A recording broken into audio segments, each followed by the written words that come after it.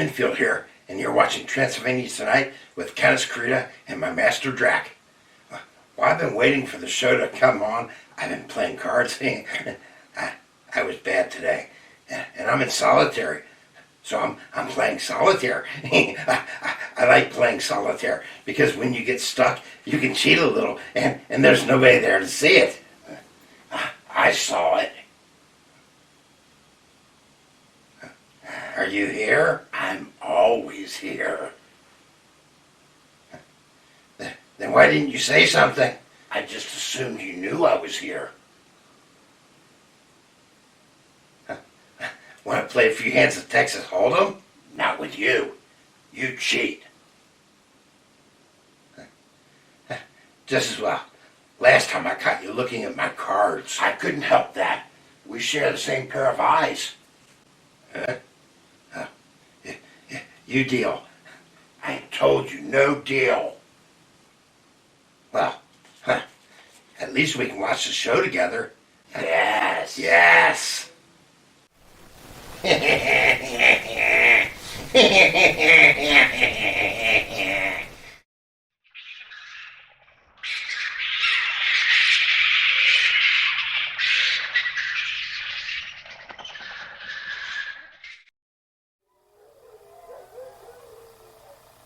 I'm Countess Carita, and welcome to Transylvania Tonight. We have a wonderful show for you tonight, with a movie that's filled with mystery, intrigue, and of course murder. And, if I may be honest, you may be witnessing me murder Drac tonight. I don't want to go into too many details just yet, but he has some explaining to do. He has some powerful explaining to do. So to tell you more about tonight's show is that playboy of the undead world, that room temperature Casanova that often makes my temperature rise and often makes my blood boil, my undead Drac.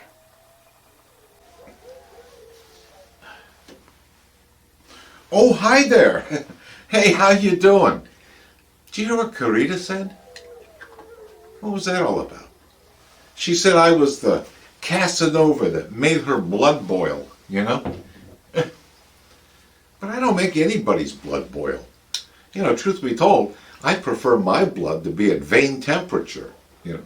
And I haven't boiled anybody since at least the 15th century. At least, not when it wasn't for sport.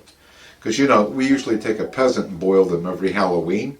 But that's just for the party spirit, you know? It's a tradition.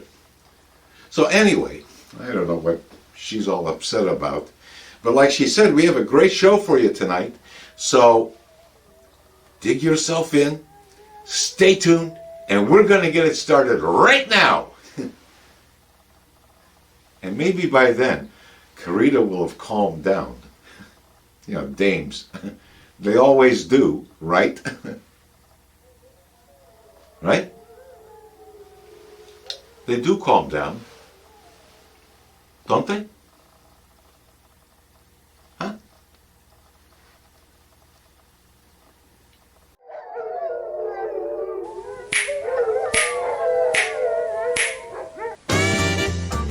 Not even close to being live from the Borgo Pass, it's Transylvania Tonight with your hosts, that award-winning King of the Vampires, Drac, and Countess Carita, the darling of the undead. Join Drac and Carita for tonight's feature film, The Greene Murder Case.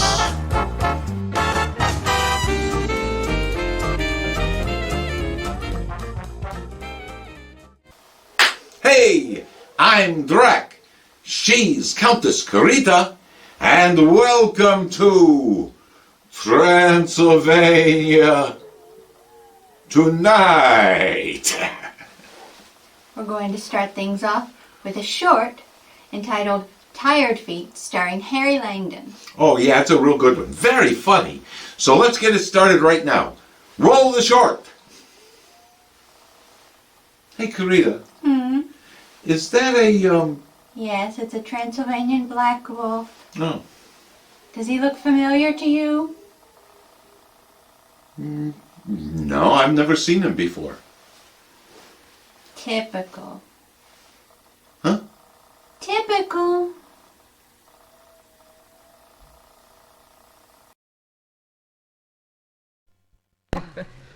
Oh, you sure know what I like.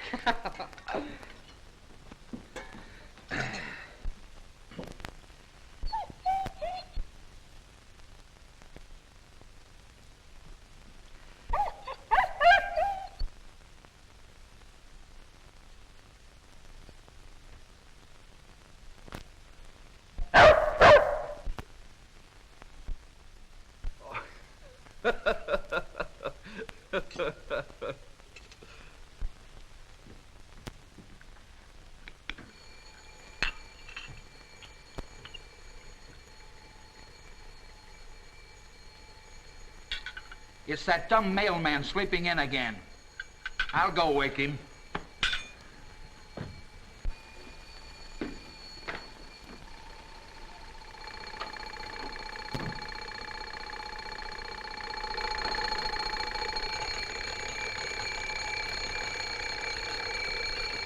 Dave, wake up or you'll be late for breakfast.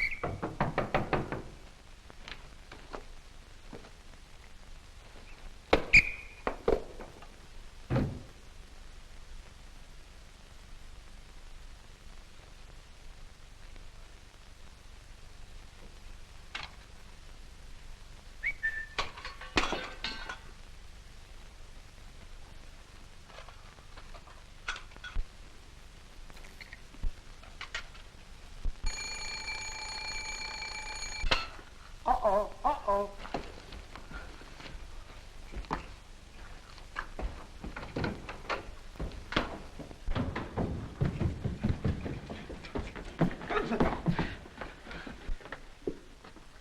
Oh. Oh.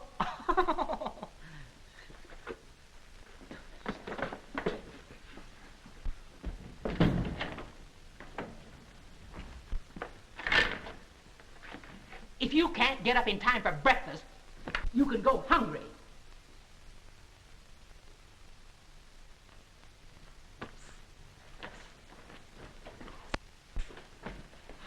Oh, for me. I thought so. You were always thinking of Harry all the time, aren't you? Why do you have on the mailman's uniform? Gotta go to work. But today's your day off. Yeah. Huh? Today's your day off. Aren't we going to the beach? My day off? Yeah, we'll go to the beach. Yeah, the beach. So I can rest my tired feet in the water. Oh, that'll be great. Yeah. Katie and I are going to the mountains where we can do some good, healthy hiking. No. Katie and I are going to the beach. We're going to the mountains. No. We're going to the beach. We're going to the mountains. We're going to the beach. We're going to the mountains. I've decided absolutely indefinitely that I will not go to the mountains.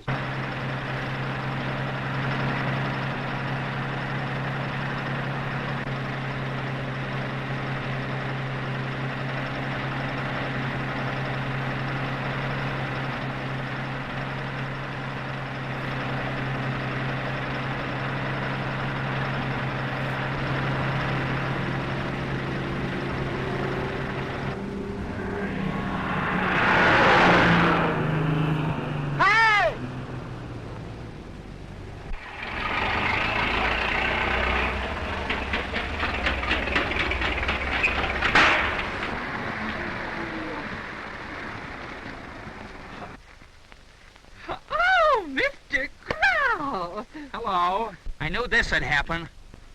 Say, that old wreck will make it to Eagle's Nest. You two girls better get in my car, and I'll tow that up. Oh, that'd be lovely. But what about Harry? Harry, it's his rattletrap. Let him take care of it. Get in here.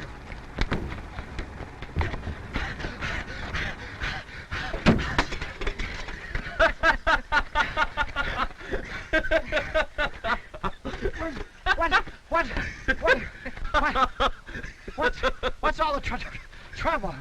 Here. That car'll never make it to the top of the hill. Hook it on and I'll drag you up. Won't make it, huh? No. You know what's the matter? No, what? High altitude. What? The high altitudes. Got it. Yeah.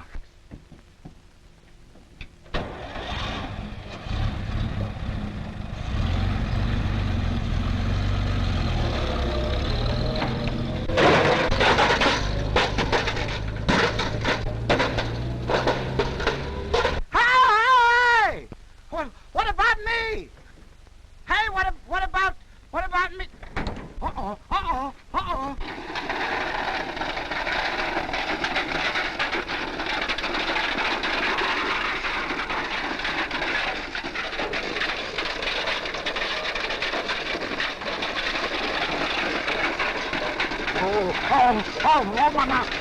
Oh my.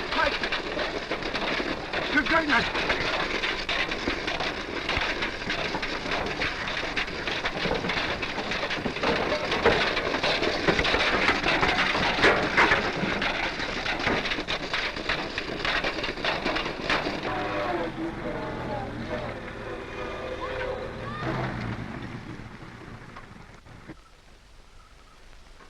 We've lost Harry in the car.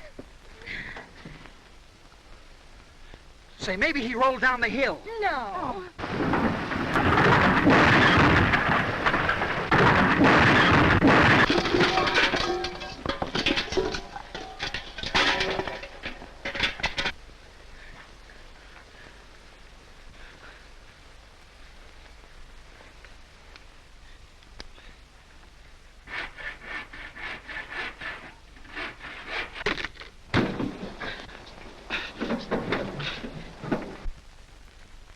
There he is. Harry! Oh, Harry! Oh, I knew something had happened if we brought him along. Harry! Are you hurt? What? Stop playing around and bring those things up here. What? Carry all this stuff up there? What's the idea? Why don't you camp down here where we're near the beach? No. I thought. What do you think? What do you carry all that? What? All right.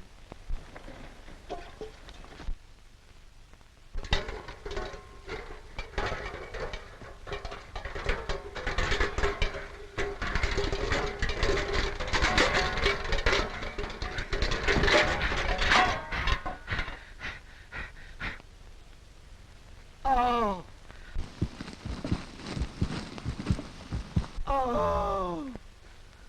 You! Get that tent up right away. You lazy, good for nothing. Lay down. Last one in knows what she is. Come on, hurry up, Slowpoke.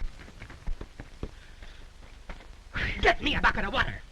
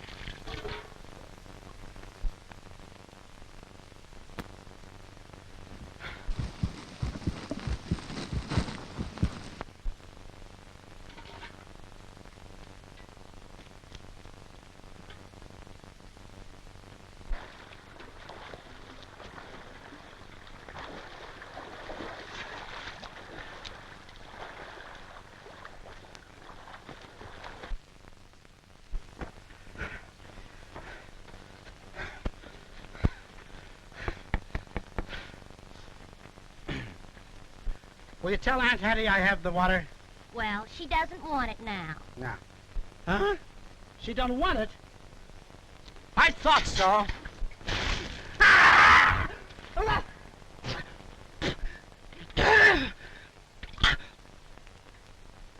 Oh, you! Look at me! You get lunch ready right away!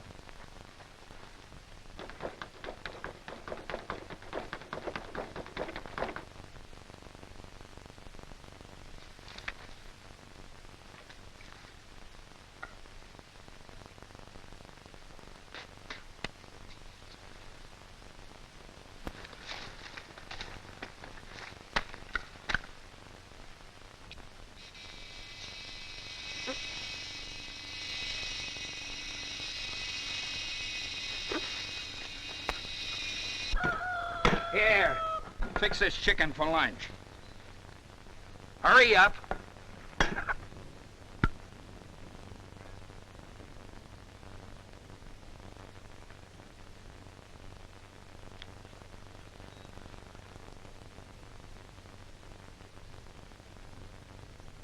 Ah.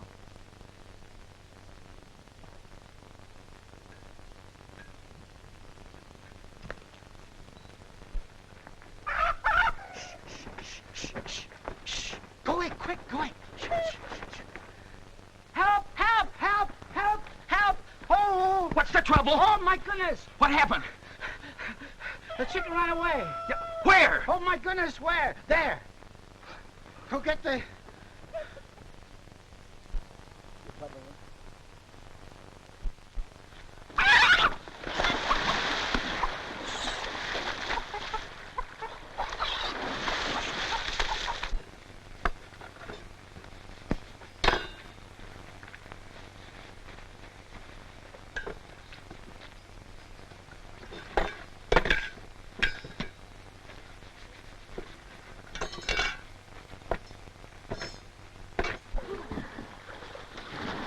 Gee, that was great, wasn't it? Ah, now you bucked me to it. Come on,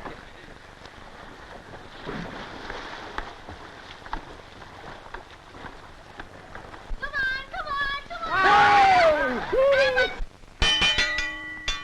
Come and get it! Come and get it! Come and get it! Everybody, everybody, Something. This is very delightful. Hey! Get out of there! Get out of there, you fellas! You have no right to... Oh, that was a swell hook stuff. Oh.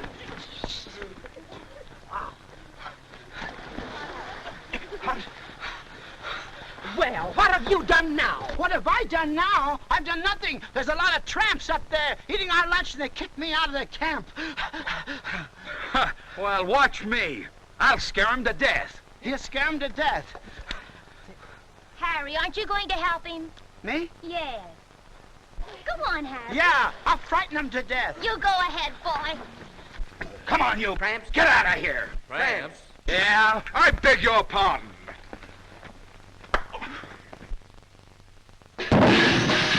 Fix him, was it? Peasant. Help me!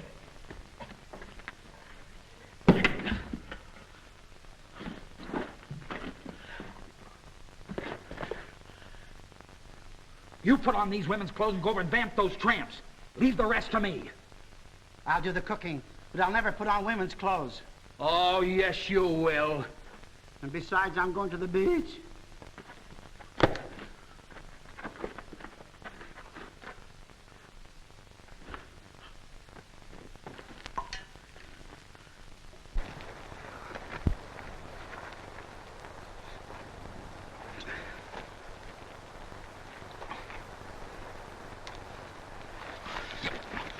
Go on. I won't. You will. All right, then I will.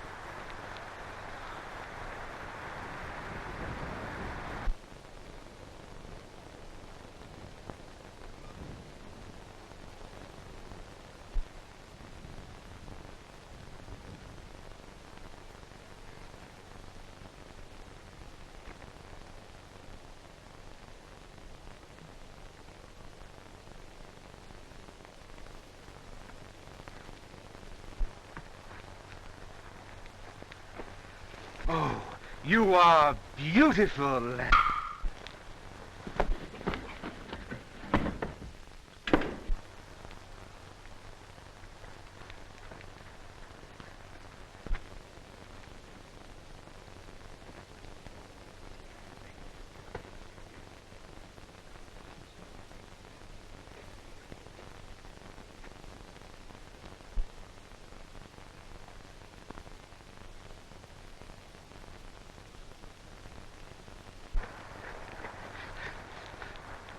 No, no, no, no.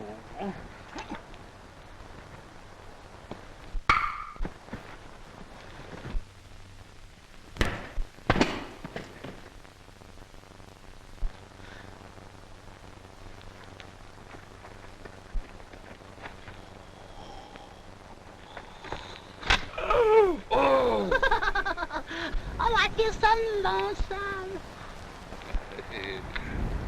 Oh, you men are all alike.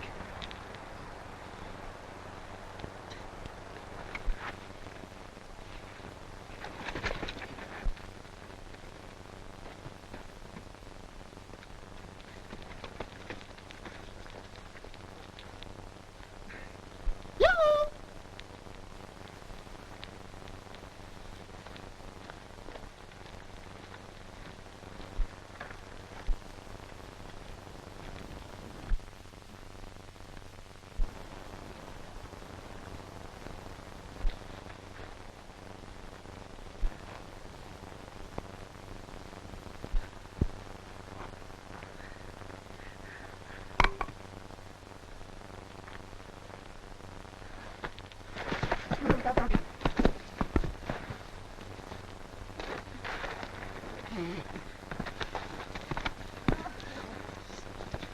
Hey, you! Come here!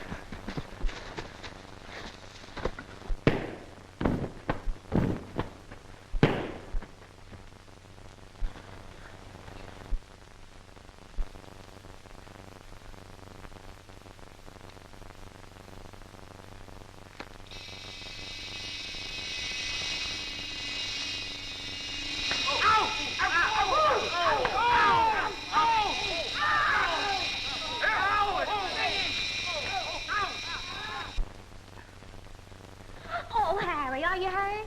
Hurt? No, I'm not hurt, but my feet are killing me. Oh, that's too bad. That's too bad, yeah.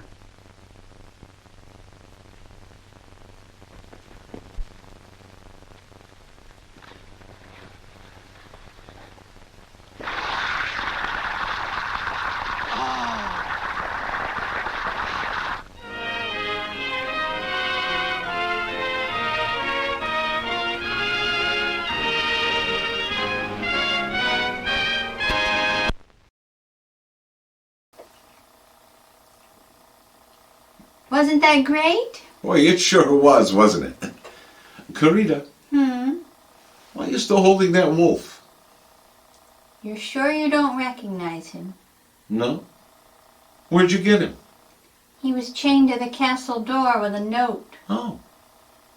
Well, what'd the note say? Said he's yours. You mean like somebody gave him to me? Like a pet? No. Well, you mean... Yes, he's your biological wolf. Oh. Oh! Hey, tonight we got a great movie for you. It's 1929's The Greene Murder Case, and it stars Eugene Pellette as the police detective.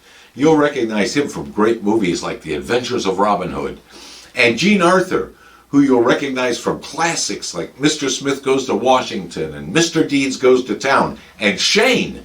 And reprising the role of Philo Vance, we have William Powell.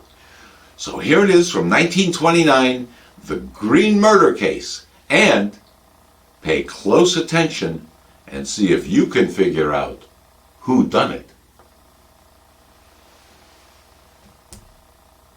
So do you have anything to say? Well, he does kind of have my eyes. Just who is his mother? Wonderful. Oh, he kind of has my eyes. I guess this is the real mystery, isn't it? He has your wet nose, too. And your tail. Which is tucked between my legs right now. That's not the only thing that's going to get tucked between your legs. Hey, come on, start that movie. Sheesh. Now I know what you do when you turn into a wolf and disappear for days at a time. I said start the movie. Now!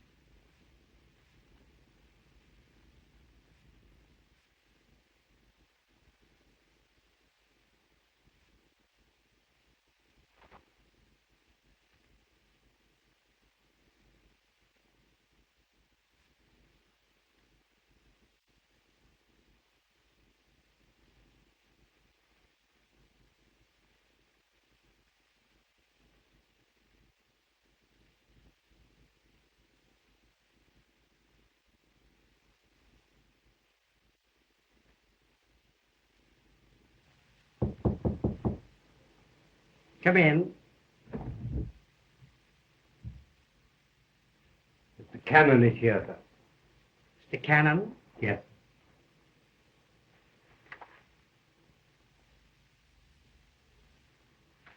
Oh, yeah. In your mother's room. Oh, yeah.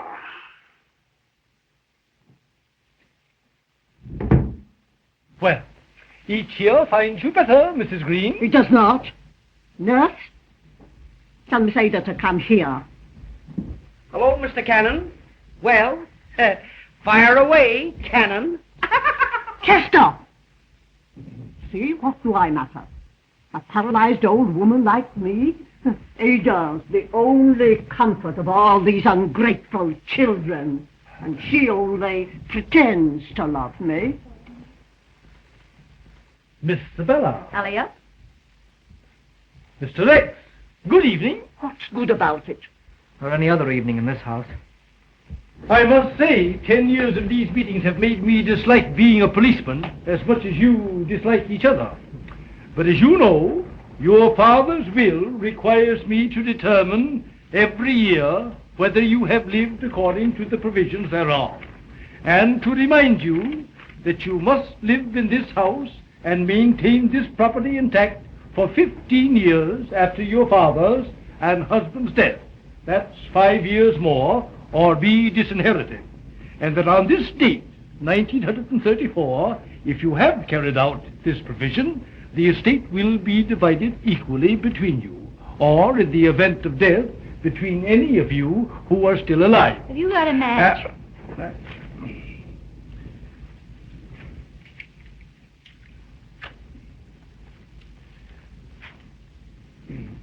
Remembering, of course, the bequest to the servants who have been with you since the death of Mr. Greene. Sibylla, put that out. Uh-huh. And the exception that Miss Ada, not being of the family blood, may live elsewhere if she marries. Now, Mrs. Greene, you haven't left the house. Use your head, you fool. How could I? Haven't I? Been lying here for 10 years, making life miserable for everybody, including myself. Oh, shut up. See? Well, Chester, Still here. Miss Sibylla. In person. Sibylla, where are you going? To the theater, little buttercup. With Arthur? Yes, darling. You're after Arthur yourself now, eh? Mr. Rex. Why, certainly I've been here. Thank you. Thank you. And going crazy in the middle of this loving family. Miss Ada. Miss Ada? Yes, I'm here. Well, that's everybody. Thank you.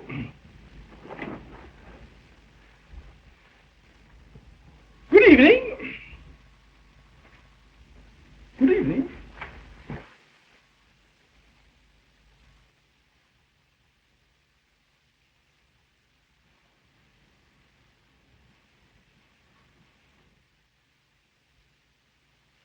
Ada, Yes, Mother? bring me my bouillon. Yes, Mother.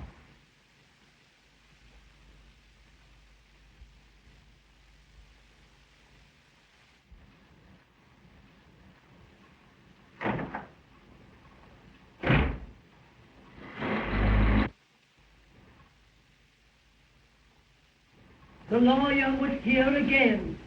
But the law can't chase the devil out of this house. It's a wicked family, doomed to death.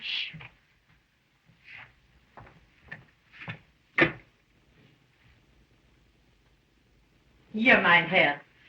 Thank you, Gertrude. Sei vorsichtig, Liebchen. Es ist heiß. How'd you know about the family? From the Lord. All the Greenes are doomed, so they are. Hating each other like poison, and rotting with evil thoughts.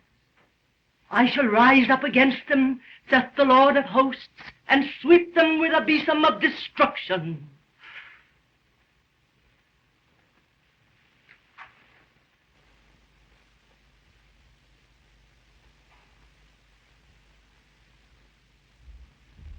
Now read to me. Oh, no. The novel, where you left off last night. Well, it stopped snowing anyway. Oh. Oh, I'm awfully sorry. In 5 minutes, we were outside the door, starting upon our expedition. We hurried through the dark shrubbery amid the dull...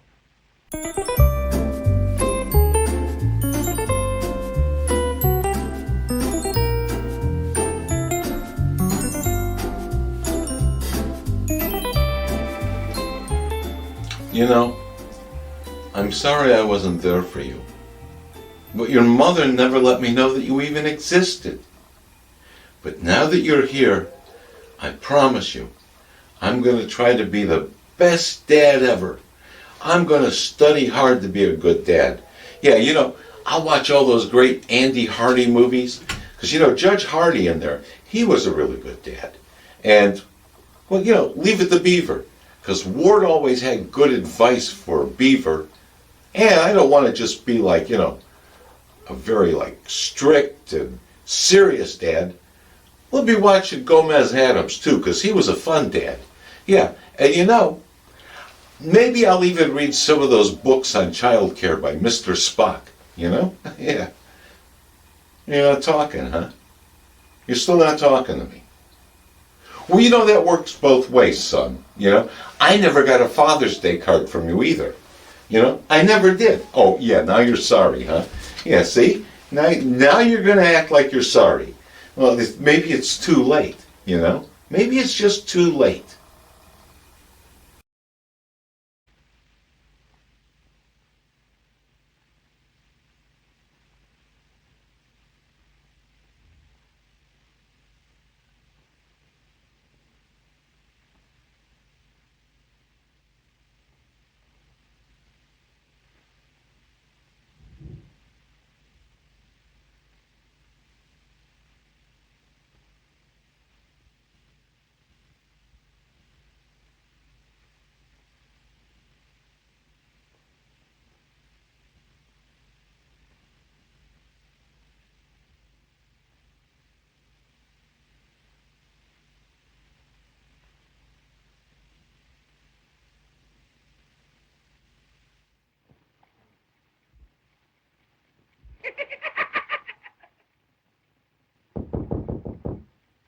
Come in.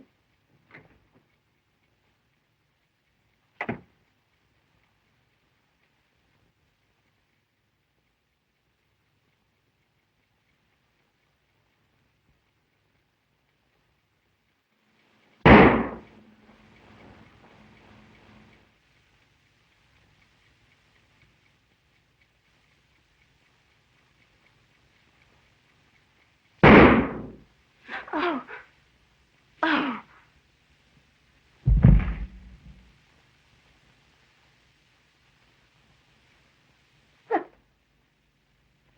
Ada! What happened? Why doesn't somebody come? Ada! Sabella! Rex! I'm all alone. Chester! Everybody! Where are you? Something's happened. And I'm alone. Why don't you come, you selfish children? It's your mother. Call Dr. Von Block. What's the trouble? Mr. Chester, Miss Ada, they've been shot. The way Oh, they did? treated me. Did you see anybody? No. I'm trying to get up the...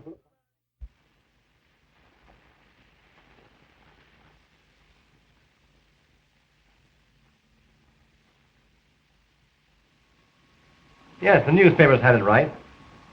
Chester Greene was killed instantly, but the girl was only wounded. Of course it was attempted robbery. Why, the silverware alone was... Just a moment. Philo Vance. What's the matter? Somebody been bumped off? Oh, it's this Greene business. Oh, that job. It's the first case in which Vance has shown any interest since the Canary murder. That's right. You see, he doesn't go for your burglar theory. He don't, eh? No. Well, You want to talk to him? Sure. Hello, Mr. Vance. This Sergeant Heath talking. Oh, good morning, Sergeant.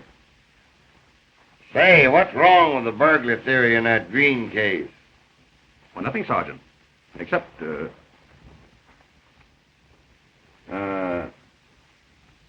doesn't it strike you as rather odd that a burglar should dally about in the hall for 3 minutes between the two shots? Why, no, he just, Say,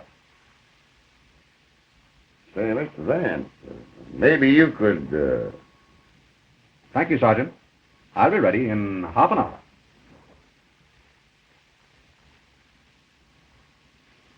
He'll be ready in half an hour. Thank you, Sergeant. Oh, that's all right.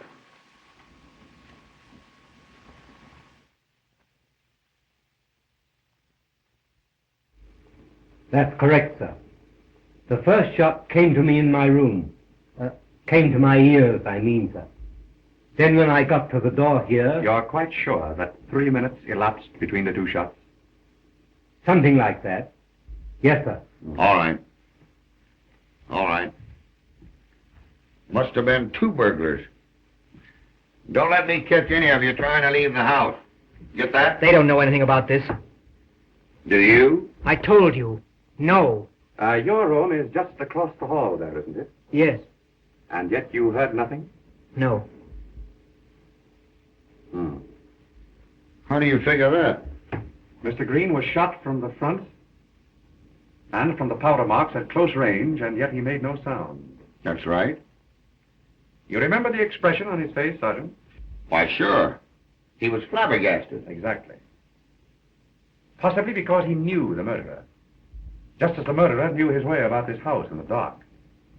Mr. Greene was probably so surprised to see an acquaintance, let's say, suddenly point a gun at him, that he was killed before he could recover.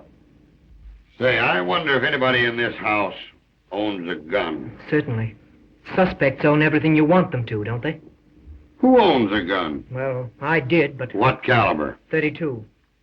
We got these out of your brother and sister. They're 32s. Well, are you accusing me of... What did you do with that gun? I haven't got it. It's gone. I looked for it after this happened. I knew you'd find I had one and accuse me. But I couldn't find it. Yeah. And tell Miss Sabella Greene to come here. They won't find anything. Oh, we're all going to be killed, I tell you, and you can't stop it. You can't do anything. Keep out of this. You're always here, nosing into our affairs. But I know why. Sibella. With all her money, she'd make you a delightful Mrs. Arthur von Blon, wouldn't she, Doctor? But her money's not enough. You want ours, too. That's it. You did this. You took my gun. Now, Rex, you said enough. You knew I had a revolver. You remembered. You saw me with it when we went camping last summer. Now, Rex. You saw and you took it. You stole it. You hear? Give it back. Give it back.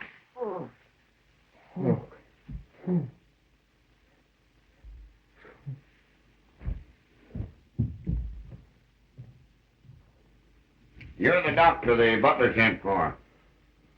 I've been wanting to talk to you. How long did it take you to get here after you got this call? Perhaps the doctor can tell us when we may see the young lady who was shot. Why, certainly. I will let you know.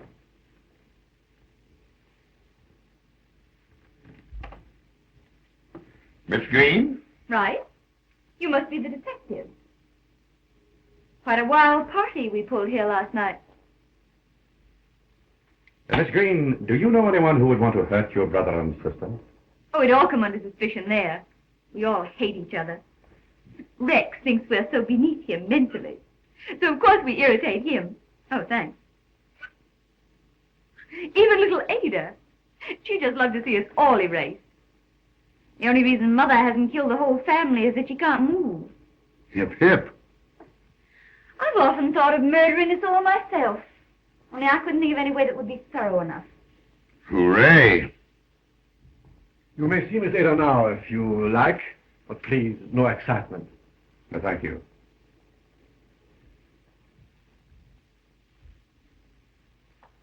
I'll see you later. Why not? Arthur. Yes? Of course, after what's happened, we'd better wait. Yes. Yes, you are right. It would be too soon. Now. I heard the shot. That's what woke me. But I thought it was an automobile backfiring outside. And I was just getting to sleep again when there was a shuffling noise, and I got up and... Was the light on? No. I started to turn it on when a hand touched me. Oh, I tried to scream, but I couldn't. Then there was that awful shuffling sound again.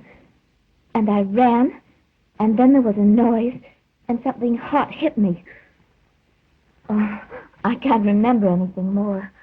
Just what do you mean by shuffling sound, Miss Greene? I don't know. Like sliding footsteps. A man's or woman? Go on, say it was I. You'd like to. Haven't you nerve enough to lie? Bella. You angelic little snake in the grass. I wouldn't be surprised if you murdered Chester. Yeah. And probably shot herself in the back, too. Bella, why do you hate me so? What have I ever done nothing. Everything. You've always wanted to. I'm sorry. All right, Miss Greene.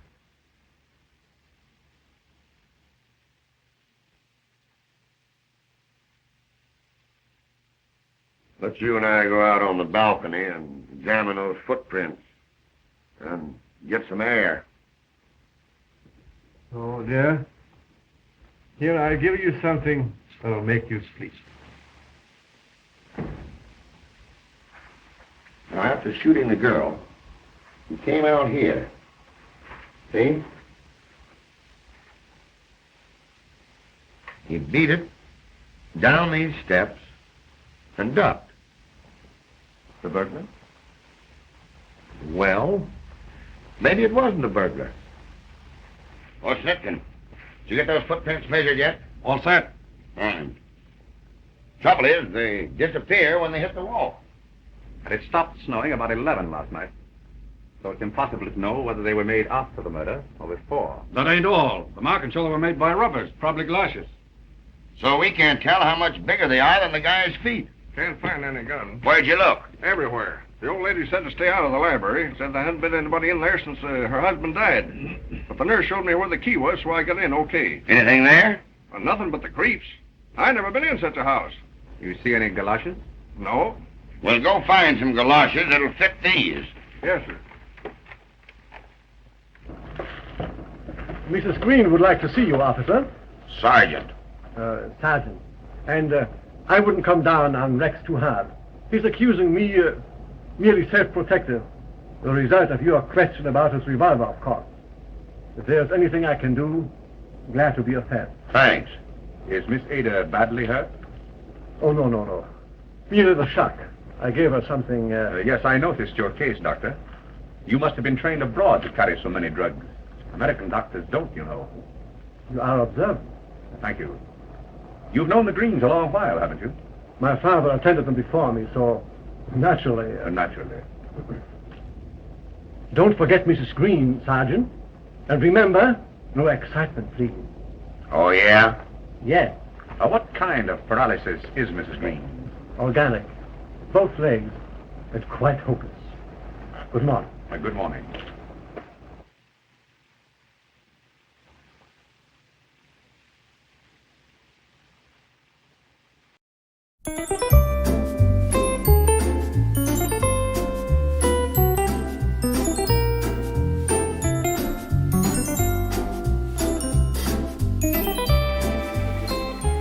Well, what do you think? I think we need to do some father-son stuff. Like, we'll go to a baseball game, Maybe we'll even get you enrolled in Little League. Would you like to play Little League?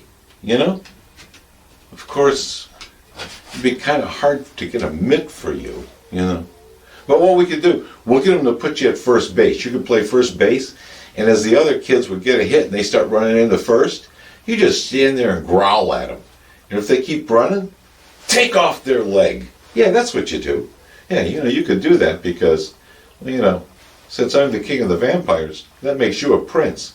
And in this neighborhood, being a prince gets you any doggone thing you want. In fact, you could go down to the village. You got lord's rights. You could do anything. You could pillage. You could, impale people, put their heads on pikes. And you could even take the babes. Huh? Would you like that? Sure you would. But don't tell Carita, because that's how I got you in the first place. Shh. Mum's the word. Okay?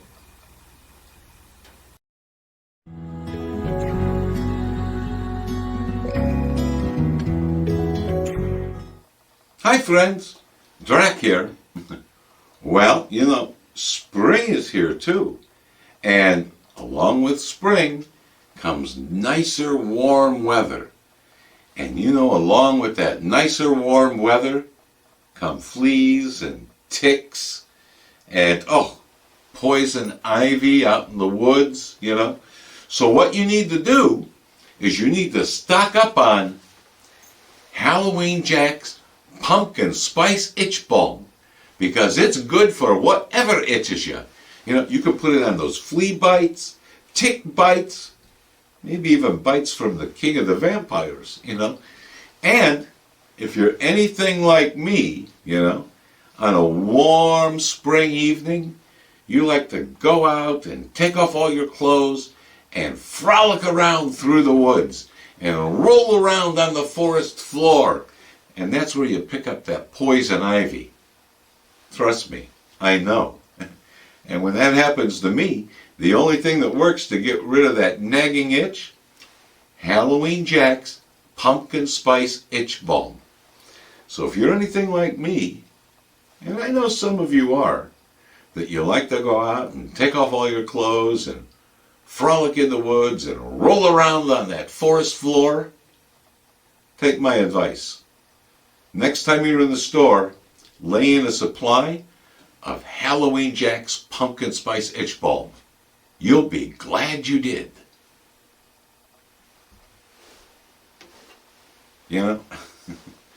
I was rolling around a little bit just last night.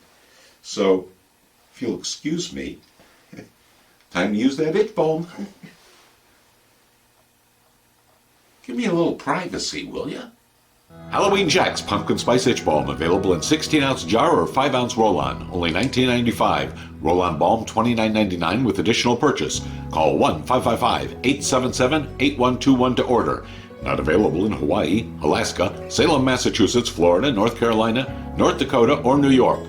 plus $59.95 shipping and handling.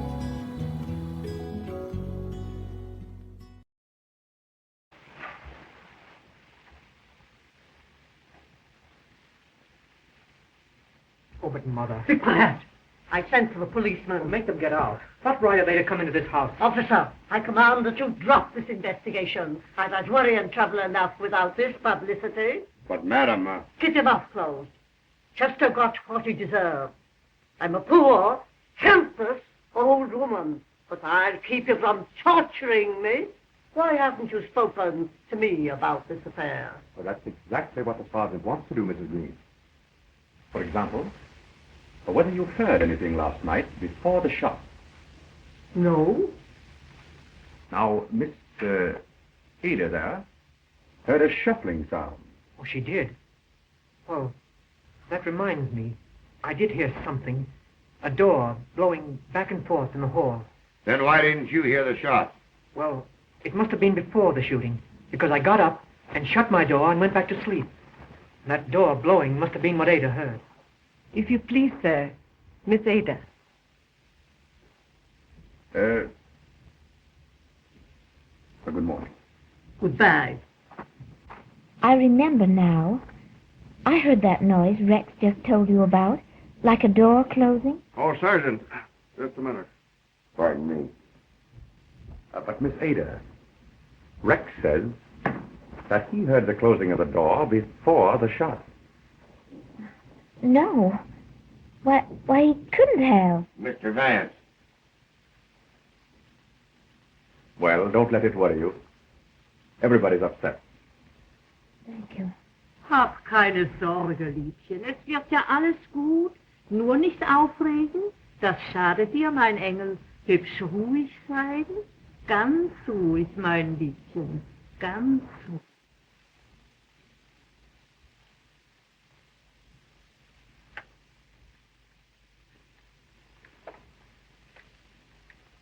Get a load of that. I guess they'd make that shuffling sound, all right. If I could just find a... Are those your galoshes? Well, what of it?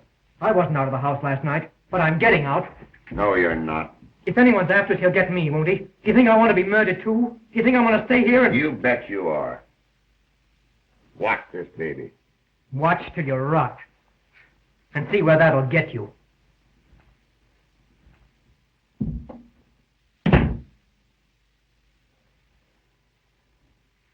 You like this family?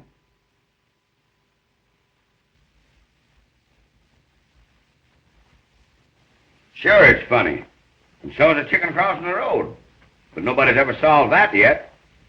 I've had my boys hanging around that place for a week, checking on everything. And where are we? If it was a burglar, it'd be a cinch. But it wasn't. The burglar simply wouldn't have turned on Ada's light after he shot her, now would he? Well, who was it then? Well, the psychological patterns... My dear Vance, I'm afraid you're not going to get very far delving into what you call the psychological pattern of the Greene. My dear Malcolm, I'm afraid that's the only way you're going to find this murderer. These shootings were thought out, planned, timed by someone familiar with the family. Someone who lay in wait, knew when everyone was asleep, knew just how and when to strike. That family is nutty, if you ask me. The young lady to see you, sir. Miss Greene. Miss Greene? Probably Sabella, the older sister. Have her come in. Yes, sir. She's probably found that gap in her younger sister's stocking. Well, how do you do? This is Miss Greene, Miss Ada Greene, the district attorney. How do you do, Miss Greene? I'm glad to see you so much better. Oh, I'm quite all right now, thank you. Won't you sit down, please? There's something I want to tell you. It's about Rex. You see, Yes, go on. Well, the night Chester was killed, our lawyer was checking on Father's will. You must have heard of the Greene will. Oh, yes. Well, after the lawyer left, I saw Rex take his galoshes out of that closet. How's that? Oh, he can explain, I'm sure. Pardon me just a moment. Gordon! Get Mr. Rex Greene on the phone, please. Yes, sir. Continue. Well, then there's another thing. Last night, Yes? last night I heard Dr. Von Blon tell Sibella something about Mother's illness. I didn't understand it. It was a medical term, I guess. But I wrote the word down on a piece of paper. I thought probably you'd know. May we see that piece of paper, Miss Greene? Oh, I'm awfully sorry. It's at home, but I'll get it for Just you. a moment, please. Mr. Rex Greene is on the phone now, Mr. Markham. Thank you, Gordon. Say, Chief, maybe he could bring that piece of paper down to us. Oh, well, then perhaps you'd better let me speak to Rex first. He resents strangers so. Well, surely. Rex, dear, wait. There's an envelope in our private mailbox. You know? Yes? Well, get it and read it to me, will you please? I want to tell Mr. Markham. Oh, all right.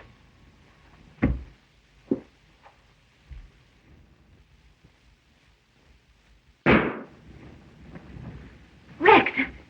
Let me have it, please. Hello.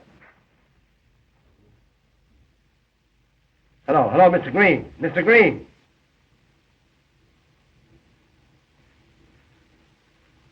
Mr. Greene is dead. Dead. Gordon. Oh, Rex! Get my car out on the back.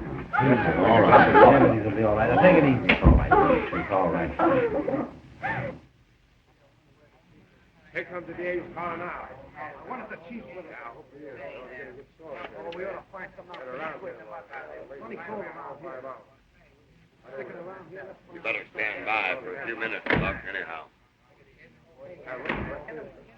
Hello, boys. Now, wait a minute. I tell you, we're not ready to give you any story. We don't know what it is ourselves. No. I said I'm not ready to give you a story.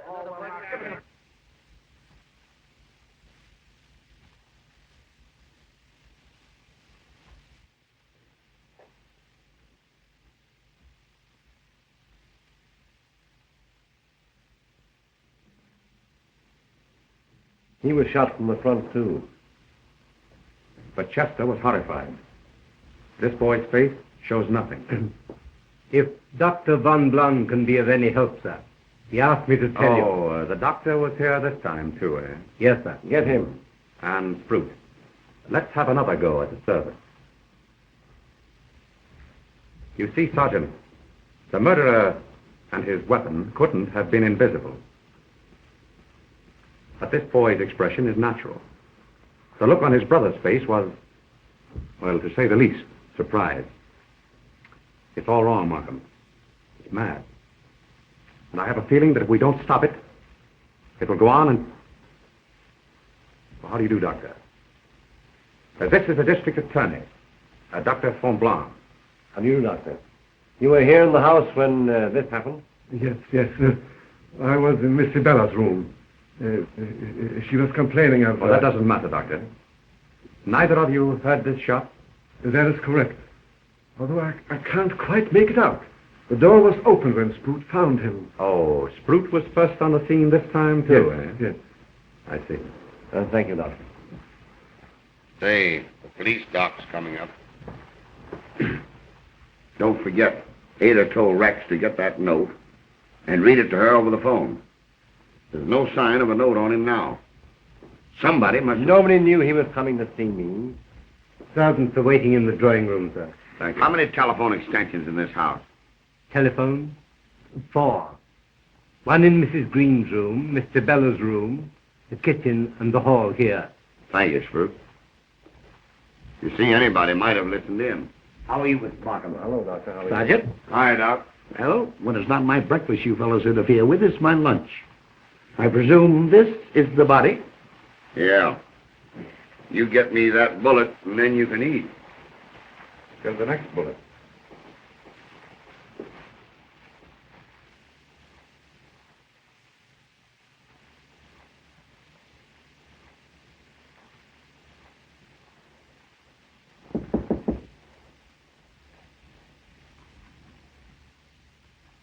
Come in. Oh, hello. I beg your pardon. Things getting rather ghastly, isn't it? You're taking it a bit more seriously today. I'm beginning to wonder if I won't be the next. But I know who you are now, Mr. Vance. I remember the canary case. So I suppose if anyone can help us, you can. Thank you. The doctor says you didn't hear this shot. No, I was in there giving Pom-Pom, that's my little dog there, a bath. Dr. Van Blon was sitting there smoking. Mother hates the smell of pipes, so he often comes in here for a smoke. And then Sprout called us. Isn't it curious that no one heard this shot? Someone did. Didn't he tell you? Who? Sprout. Why, he told me... Chief's waiting for you down the parlor, Mr. Vance. Quite right. Well, thank you.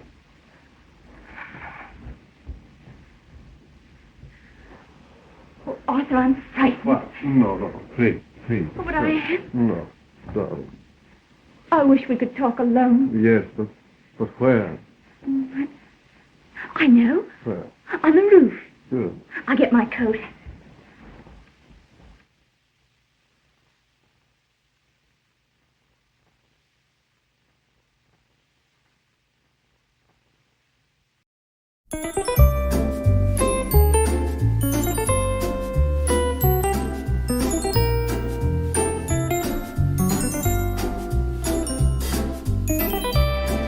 Okay.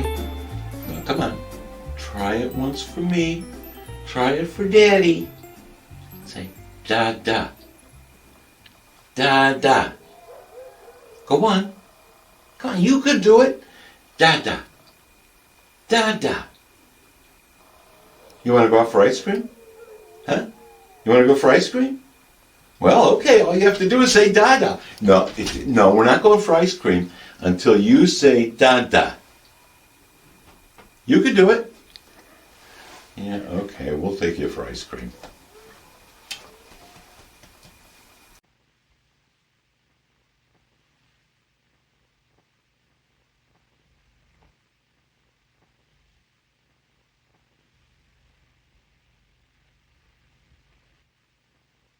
So now, sir, I know there's something funny. Mr. Chester was nice to me, but the others. This family's queer, sir. Mrs. Greene's an old witch the way she keeps after Miss Ada. Though Miss Ada's no saint when she gets mad, either.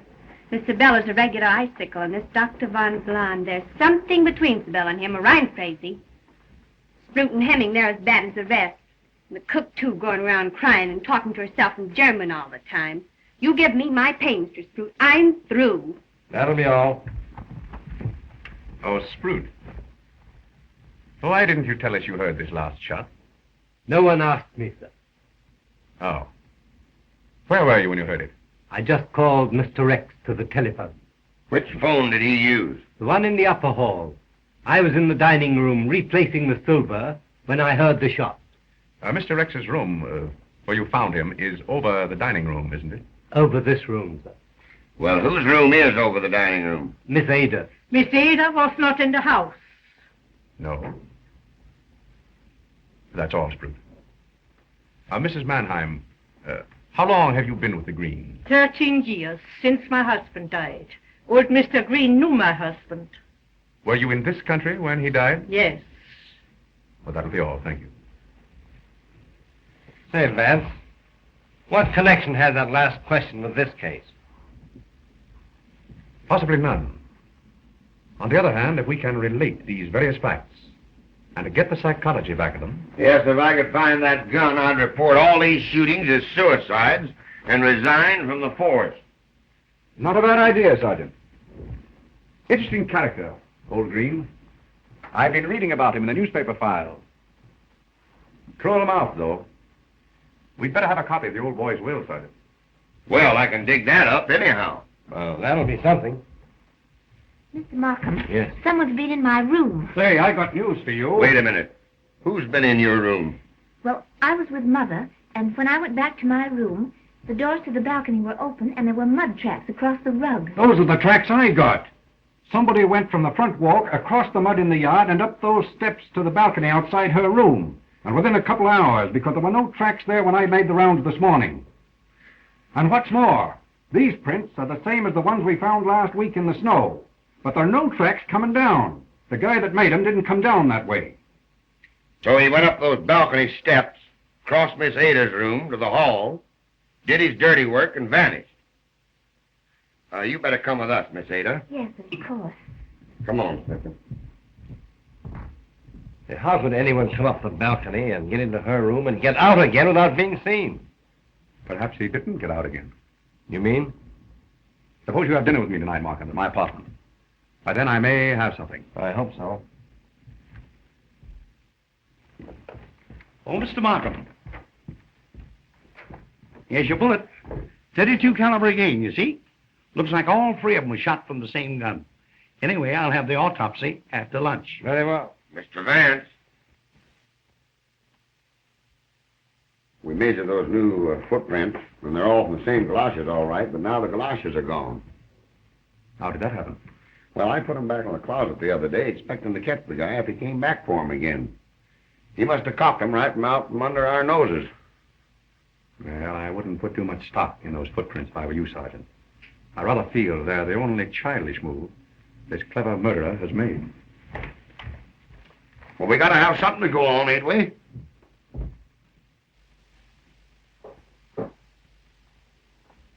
Oh, Miss Ada. Well, it's nothing important. Oh, I'm so nervous. Yes, naturally. When you spoke to Rex from Mr. Markham's office about the note you wanted him to read to you, you told him it was in your private mailbox. Oh, that. Oh, that's right here in Rex's room. I'll get it for you.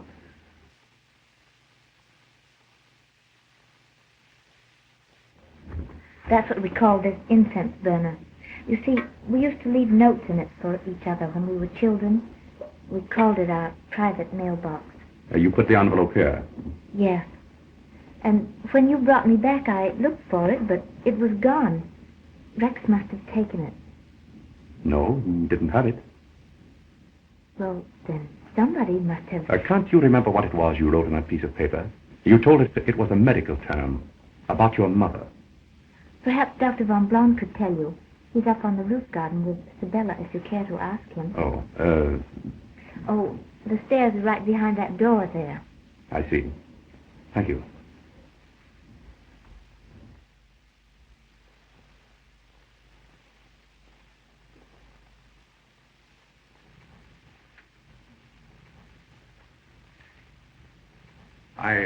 I beg your pardon.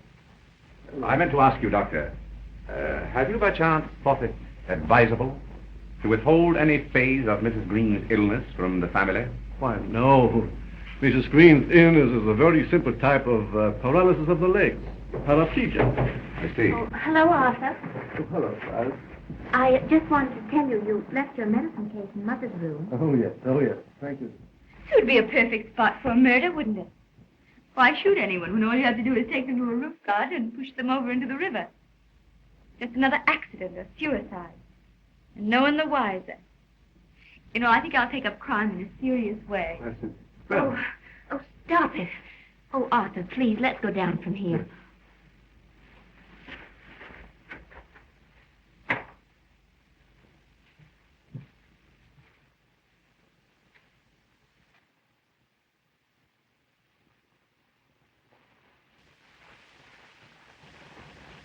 But if you're right, Vance, and Rex's murderer did not leave the house, it's someone we've been talking to. By the way, Sergeant, did you dig up old Greene's will? Yes, I have a copy of it here. Get it, will you, please? Dr. Von Blon. Well. Show him in, Sam.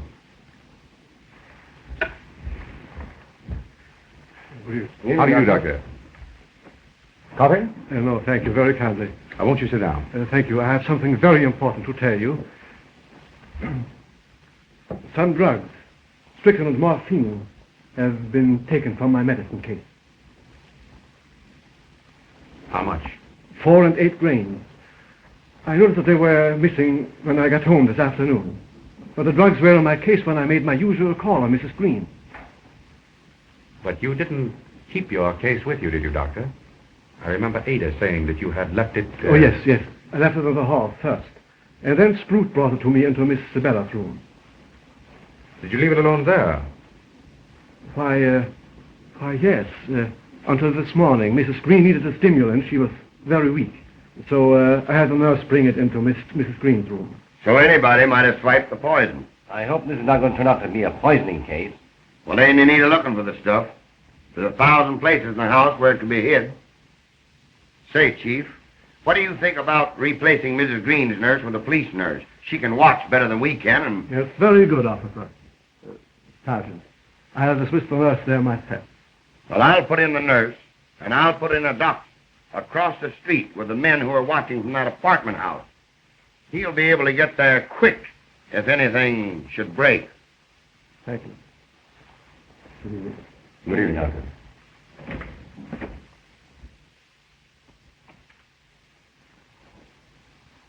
This is one of the most carefully worked out plots I've ever known. So logical, it's insane. Well, here's old Greene's will. Mr. Markham and I went through it. Nothing that we didn't know before, except for a few requests of the servants, Brute and Mrs. Mannheim, who receive an income for life whenever they retire. And we get the library. Why do you suppose that old bird did that? Oh, I remember. The newspapers print a story of the time. Here it is, here. At the expiration of 15 years, the library goes to the New York Police Department. As for the rest of it, those still living benefit equally from the murders. And there's 3 of the family still left. And 2 from 3 leaves 1. Strychnine and morphine. Well, not if I can help it. I'll have that doctor and nurse there in half an hour. Why should old Tobias Greene leave his books to the police? I think we'd better look into that library, Mark. Right.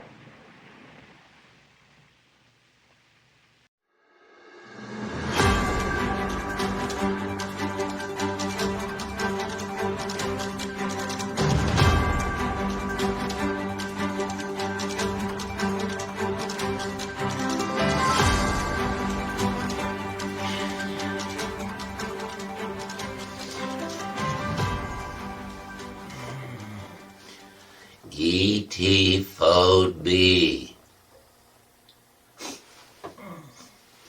E.T. Fold B. E.T. Fold B. E.T. Fold B. E.T. Fold B. I'm Drac, and this is the Borgo Pass Report. Our top story tonight will... Whoa! Looks like we got breaking news. And for more on this, we go to our Countess Chuckle Monkey. Carita? Thanks, Drac. Sure. Tonight, we here at the Borgo Pass Report are hearing that there have been new sightings of the Bat Boy in regions of West Virginia and Kentucky. Researchers are looking at the photos and videos that have been taken of the Bat Boy in the past few weeks and are trying to discern if this is the same Bat Boy that was first discovered in 1992 or if it's a different Bat Boy. Interesting. Did you have anything to do with that? Huh? Well, we've already found out that you have a wolf child, so is this another love child of yours? No. No. No, I don't think so.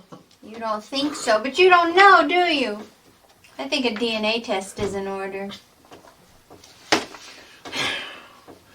In other news, we here at the Borgo Pass Report are reminding you that the government is going to be releasing all of the previously classified files and documents pertaining to UFOs and the existence of extraterrestrial alien life.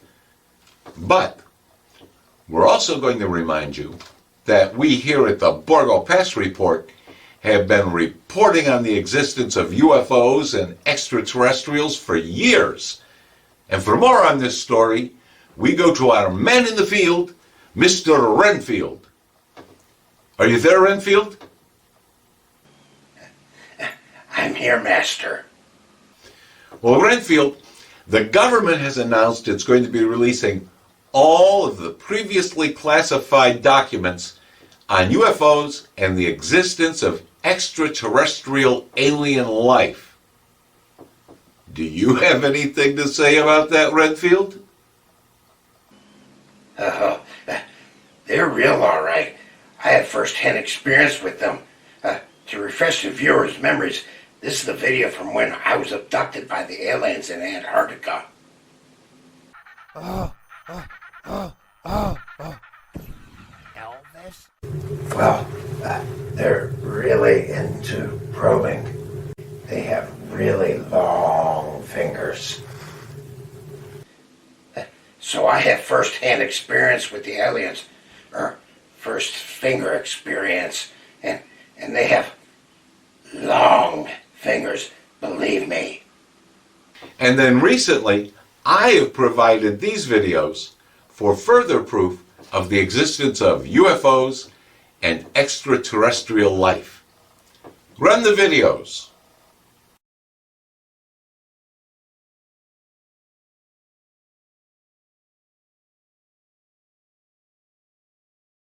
And then, just this past week, I captured this video. Run it. There. Did you see that? I didn't see anything. Did you see it, Renfield? No, Master, I didn't. Sheesh. You know what? Watch it closely, okay? Run the video again.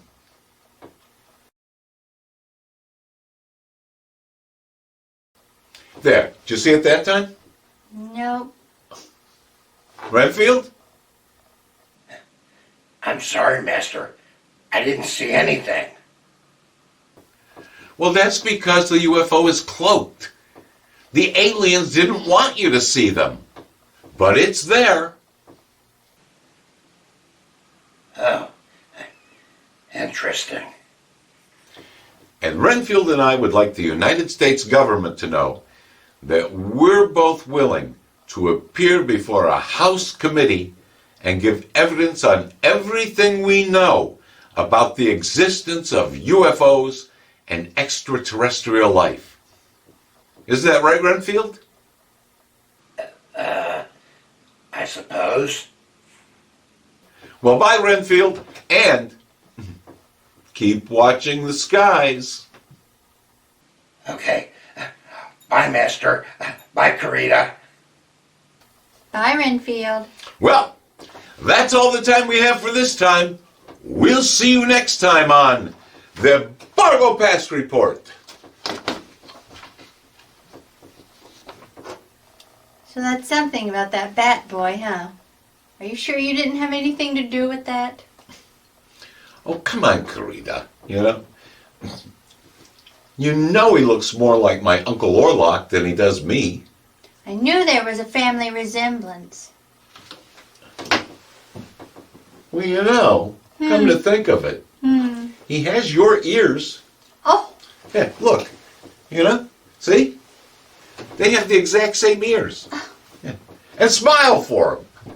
Go ahead, show him that toothy grin of yours. You know? Yeah.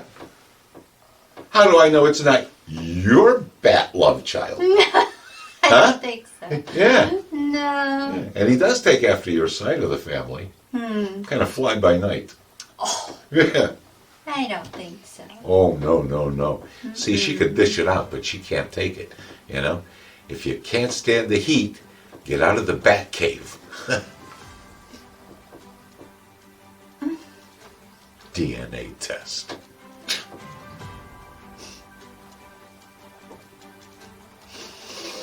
My DNA is in the kings of Europe, like King Charles.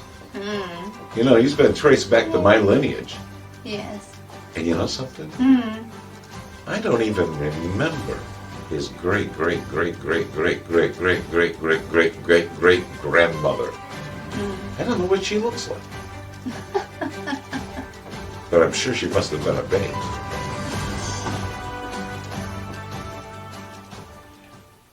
And now, here's an editorial comment from the Borgo Pass news director, Groucho. Groucho here, the Borgo Pass news director with an editorial comment. Well, everybody's talking about flying saucers and asking everybody else, have you seen a flying saucer? Have you seen a flying saucer? What about you? Well, let me tell you, I've seen flying saucers plenty of times, especially when I was just a wee boy. Yeah, I used to see flying saucers all the time, but they weren't in the sky. They were in the kitchen, and that's whenever Father made Mother angry. Why, the flying saucers would start flying all across that kitchen, clanging against the walls and clanging against Father, which I'm sure left a mark. But those weren't nearly as dangerous as the flying irons, or even worse, the flying cast iron skillets. And trust me, Father had the stitches to prove that. Several times. Mother was a good aim. So, let me just caution you. You can keep watching the skies for flying saucers, but be especially careful of flying saucers in the kitchen. Especially all of you married men. I'm Groucho, the Borgo Pass news director, and this has been my editorial matrimonial advice comment. This has been an editorial comment from the Borgo Pass news director, Groucho.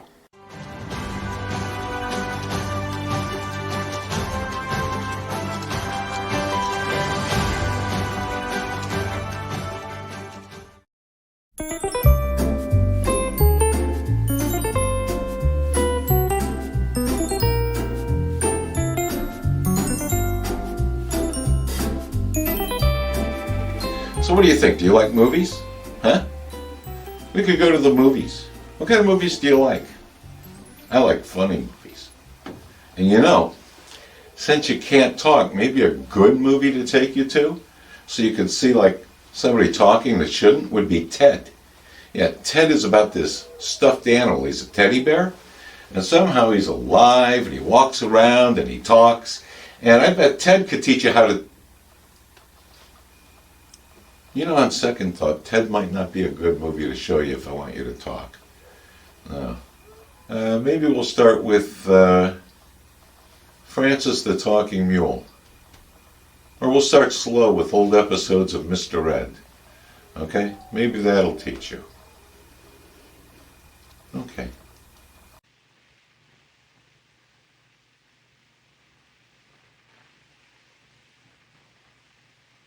Anything new? No, sir. Everybody's in the room but the Savella girl. She's out riding with this Dr. Von Blon. Turns rather easily. It'll be locked so long. Hinges smooth, too. Did you oil this lock when you opened the door last week? No.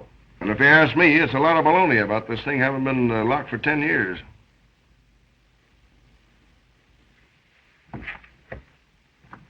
Mac, where's the light switch? It ain't a-working, but you'll find some candles over there by the fireplace. Anybody run into those galoshes yet? No, but I've been looking all over the house for them. Well, keep after them. You bet. Oh, Mac. Yes, sir. Before you go, let me have you a light. Yes, sir. Yes. Well, they haven't been open in a long time.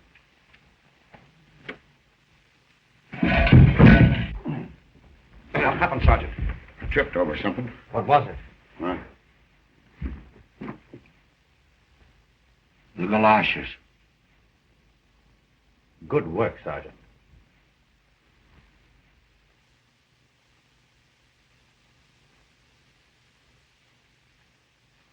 Apparently, we've had a frequent visitor here. Yes, and a recent one. I've got it. Somebody's been sitting in this chair reading. Excellent, Sergeant. Now, let's see.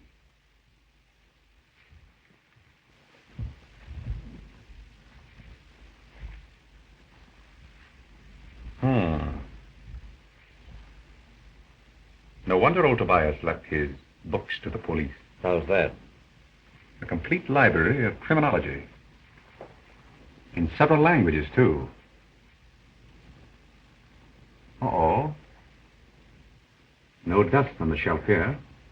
Apparently this is where our bookworm has been nibbling. Complete history of crime by Bachman. That's a rare one.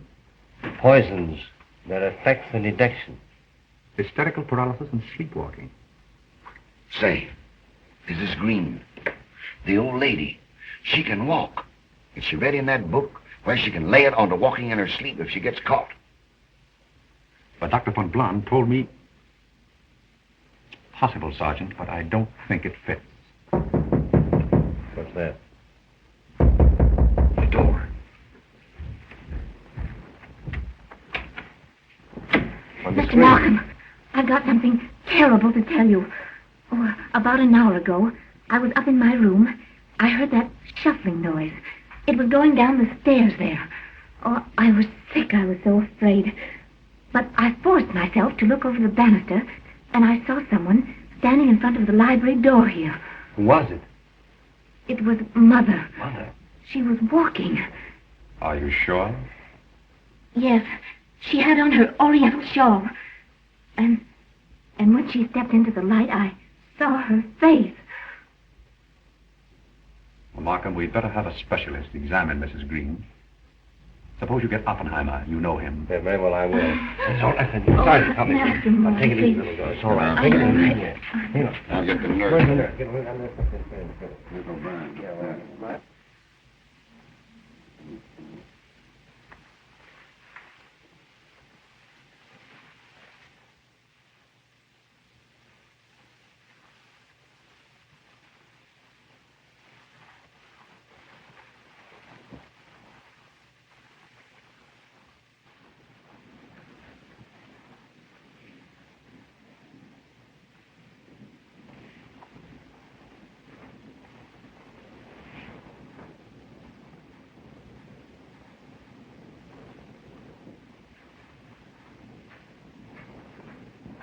Mr. Vance. Oh, good morning, Sergeant. Well, I'm afraid I must have fallen... Well, what is it? Ada. Ada. Poison, I suppose. Yeah, the morphine. I laid down in the drawing room for some sleep. And the first thing I knew, the doctor I'd planted across the street was shaking me. The nurse found the kid and signaled him. She's not dead? No, Doc got to her in time. Oh, von Blon is here again, huh? The butler phoned him, but he'd gone to his hospital. I left word I wanted him. Of all the dumb luck. Wait till you see what gave the alarm.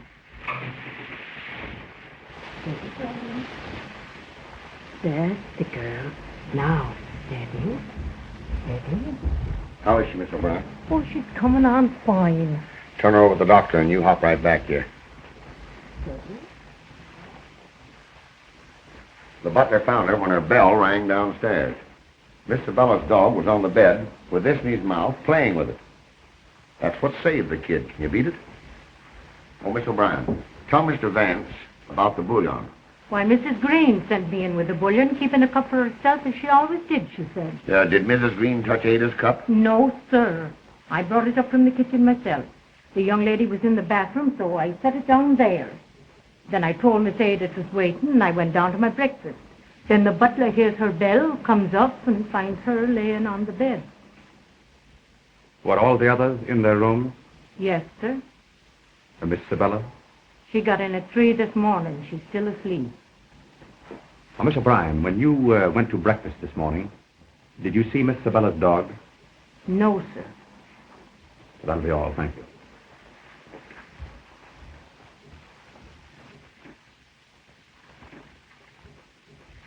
The old lady jumped out of bed, slipped the stuff in the cup there, and got back while Ada was in the bathroom. Who'd have told me about Ada? How's Miss Sabella? Asleep. Where were you? Why, I was in Connecticut, in Greenwich, on a case. Didn't return until late. Sergeant, will you see if Miss Ada can talk with us now? Sure. Doctor, you won't object if our police surgeon continues with Miss Ada's case, will you? Not at all. Was your diagnosis of Mrs. Greene's case the only one that was made? I believe so. I saw no reason to... Of course not. But under the circumstances, the police think they should have a more detailed report. Naturally. So you won't mind if we call in a specialist? If you wish. Thank you. We'll have to wait. She's in no condition to talk. We're getting warm, Sergeant. Our murderer will do anything to stop us now. So keep alive. That's some job. This house.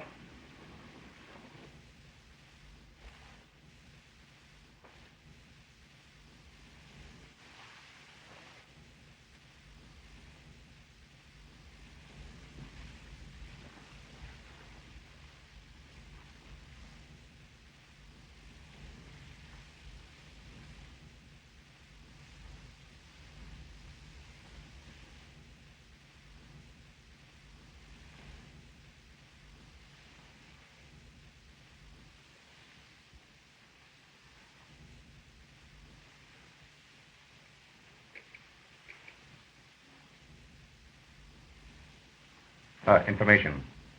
Let me have the county clerk at Greene, Connecticut, please.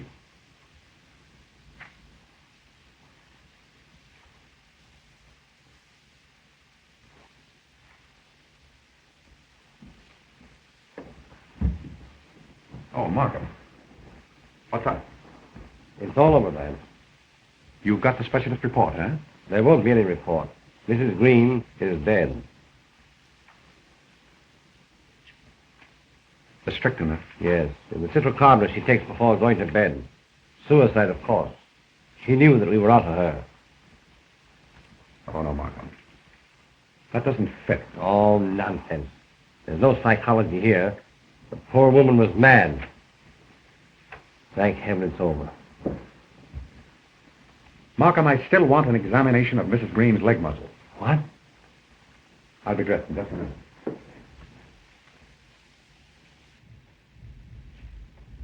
Oh, doctor. Oh, evening, Chief. Say, don't this murder of yours know it's Saturday? I promised to take my kids to the pictures this evening. Hey, doctor. I want you to make enough of an autopsy to make a report on Mrs. Greene's leg muscles. Whether she could have walked or not, understand? Right. I am the resurrection and the life, saith the Lord. The Lord gave and the Lord hath taken away. Blessed be the name of the Lord. Worms destroy this body, yet in my flesh shall I see God. Oh, vanity, vanity. Oh, the Lord's been busy again. I told you, all the wicked shall he destroy. What are you doing here? Cleaning out the corruption of Tobias Greene. Hey, you turn that off. Miss Sabella's doomed too. I had a dream. The hussy, the way she's been carrying on with Dr. Van Blon, she'll be the next. Man that is born of a woman hath but a short time to live, and is very miserable. He cometh up and is cut down. What do you make of that?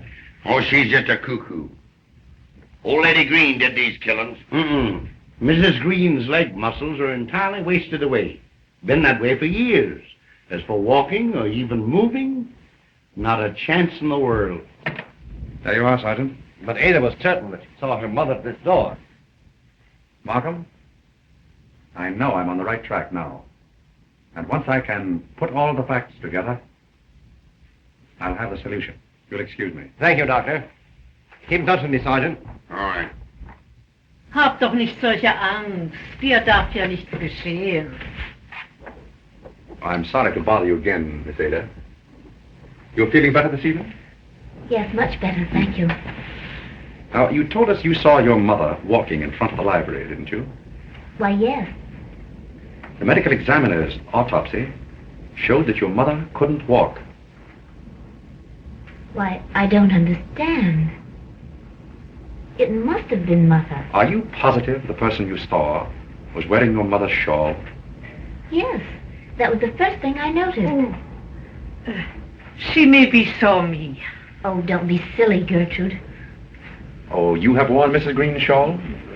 Why, of course she hasn't. Who has worn the shawl besides your mother? Why, I don't know. Let me see. Oh, it couldn't have been Sabella because... Oh, Sabella has worn it? Why, yes, she's often... Oh, I didn't mean to say that. I'll have to ask you to excuse me.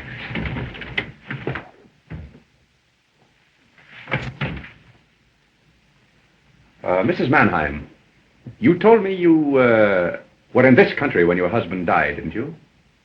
Where were you? Trenton, New Jersey. My husband was working there. I see. Did you notice anybody walking around the house last night with Mrs. Greene's oriental shawl on? No, sir. Sure. Yes, sir. Sergeant. Oh, all right, Sprout. Will you phone that address and get me the record of that name? Surely. Well, Mr. Markham had to leave. I see. And Sergeant, when you make this call, will you cover all the extensions so that no one can listen in? Surely. Good.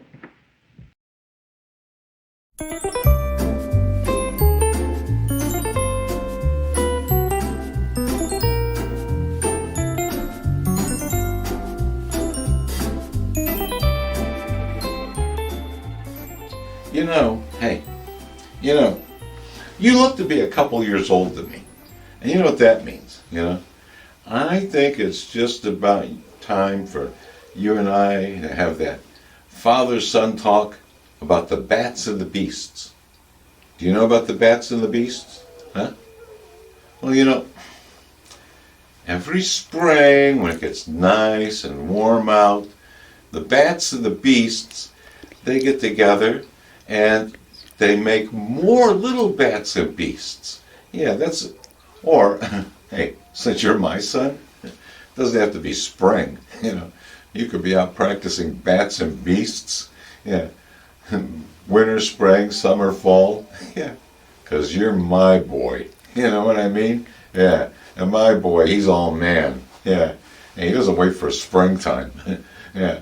Every night of the year can be springtime for you, pal. 'Cause you're the prince. I'm the king and you're the prince. Yeah, and I expect you to be a chip off the old block. You think you could do that? Huh? Can you do that? Yeah. We'll get you some black olives and oysters.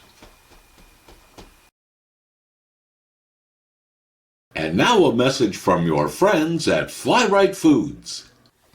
Hi, friends. Drac here. And after a long, hard night of hunting peasants down in the village, there's nothing I like better than coming back here to the castle and taking a long, hot bath. And sometimes I can stay in the tub for hours and hours and hours. And that's where we get our new Drac's Bathwater Soup, creamy style. You're gonna like it. This new Drac's Bathwater Soup creamy style is just the creamiest. That's because I soaked in the tub extra long for you, honey bat. Aww. And I'll soak just a little bit longer in the tub just for you too. I may never take a bath with you, but I'll take a bath for you. That's Drac's Bathwater Soup, creamy style, available in stores now. Pick some up tonight. Drac's Bathwater Soup, creamy style, available wherever fine foods are sold. Nummy. Nummy. Drac's Bathwater Soup is nummy.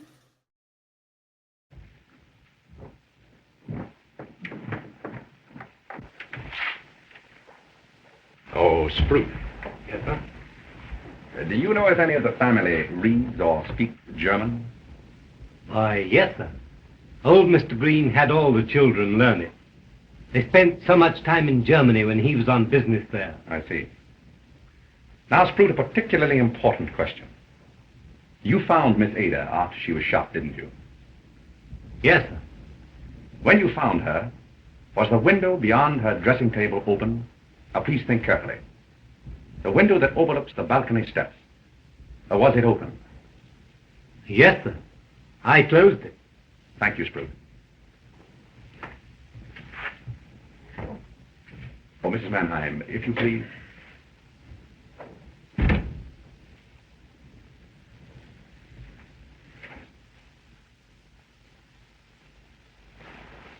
Yeah? All right, I'll wait. Ada, I told you to bring Pom Pom back to me. I want to take her up on the roof. Bella, please let me go to the roof garden with you. I'm afraid alone here. Let me help you. Oh, Take care of yourself, Miss Ada. thank you very much.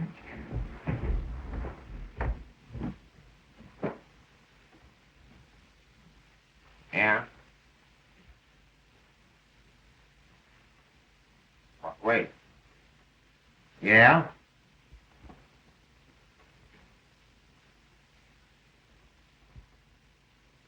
Okay.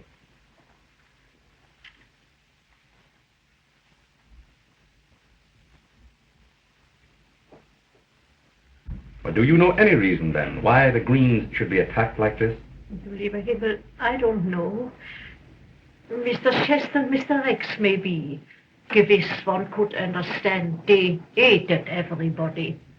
But little Ada, der süße Engel, weil die so arm.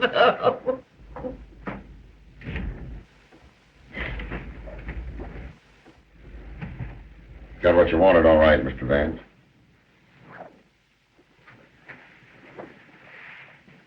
Now, Mrs. Mannheim, suppose we have the truth. You say your husband died at Trenton 13 years ago. Yes. And it was just 13 years ago that Mr. Greene adopted Ada. You know then. Yes. I have suspected for some time that she is your daughter. I promised Mr. Greene I wouldn't tell anyone. Not even Ada. If you'd let me stay by her. Why hasn't she recognized you? She was away to school since she was 5.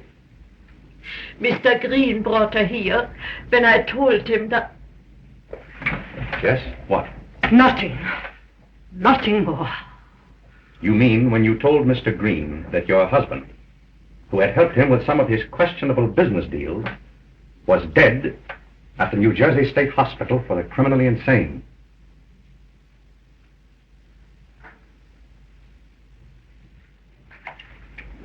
All right, Sergeant. Say, what's the matter? I can handle that, Dane. Who? Frau Mannheim, the dope on her husband. Say, if it wasn't old Lady Greene, it's got to be the cook. She killed him to get the money for her Ada. Nobody else could have. But somebody else did, though. Who? How? I can't pinch somebody without evidence. Here it is. Exhibit A. What do you mean? It's no wonder we've been confused, to say the least, Sergeant. The murderer copied every detail of the crimes from these books, from actual criminal history. The experience of hundreds of criminals, plus the science of the world's greatest criminologists. Say, give me a break, will you? Who is it? If you'll come with me to Rex's room, I think I can verify how he was killed. Then I'll have everything. If you remember, Sergeant, Rex fell here, close to the fireplace. We know from his expression that he never saw the gun. That's right. He was about your height, Sergeant. I wonder. Secret panel stuff, eh? They sometimes put safes in these old mantles. What? Be careful, Sergeant. What? Oh.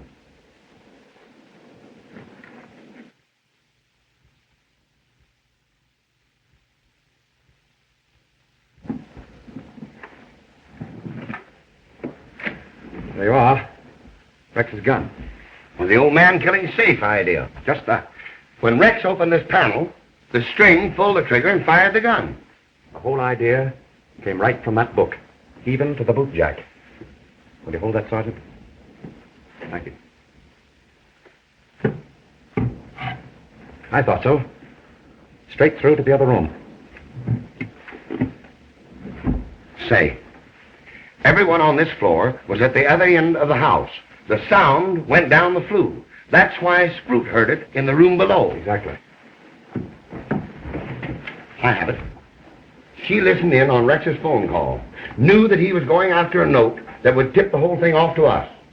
She came in, fixed the gun, and then... Sabella. She was afraid Ada would cop Dr. von Blum.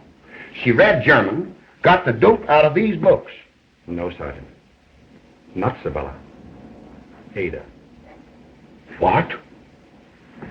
That's the private mailbox. When Ada spoke to Rex from Markham's office, she sent him for a note that never existed. And now that we've got that, Sergeant, I think you can make your arrest. Oh, wait a minute. Ada can wait. She's on the roof. But I still don't get it. Her motive. First of all, jealousy, Sergeant. Jealousy of Sabella over Dr. von Blum. Hatred of being the Cinderella of the household. A mad desire for the freedom she'd have if she inherited the estate. And, don't forget, a father who was a criminal and insane. Ada has unquestionably inherited this taint. She discovered these books in the library and read and reread them until she gradually became obsessed with a mad fantasy of freedom and murder. The snowfall, the night of the first murder, gave her her chance. She got Rex's revolver and galoshes, sneaked down the balcony stairs, around and into the front of the house, killed Chester, and shot herself. The galoshes and the footprints were simply to throw us off. She shot herself in the back? There's a case in that book exactly like it. How did she get rid of the gun? Again, the book. The case of a suicide who killed himself on a bridge. He tied a cord with a weight on it to his gun and hung the weight over the side so that after he shot himself, the weight pulled the gun into the water. When Sprout told me that her window was open the night she was shot, I knew it was Ada. She had her gun pulled through the open window. And she poisoned Miss Greene? And herself, too? To throw us off again. She caught that bell cord in the dog's teeth to give the alarm. The bed was too high for the dog to have jumped there himself. Sure it was. And, Sergeant, when Dr. von Blum took Sabella with him to Greenwich the other night, he probably saved her life. Before Ada had another chance at her... Advance.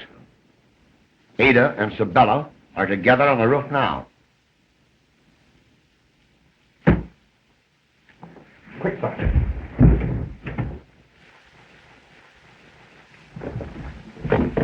Simpkin, pop a couple of men up here, quick. What's the matter? The door of the roof locked. Come on, boys, we'll break it in. No, wait. She'll hear us coming. And the only way we can save Sabella is to get up there without being heard. You're right. We'll try a window. When you boys hear a signal, break through that door to the roof. You understand? Yes, sir. Come on, Doc. Stand by, boys, for signal.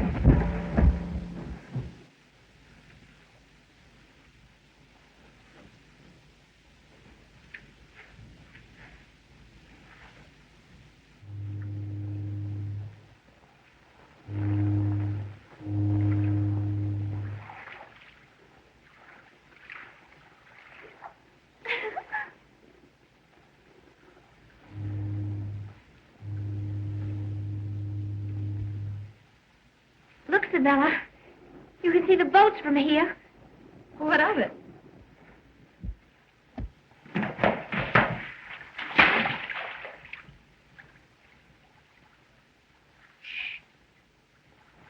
Sabella, look.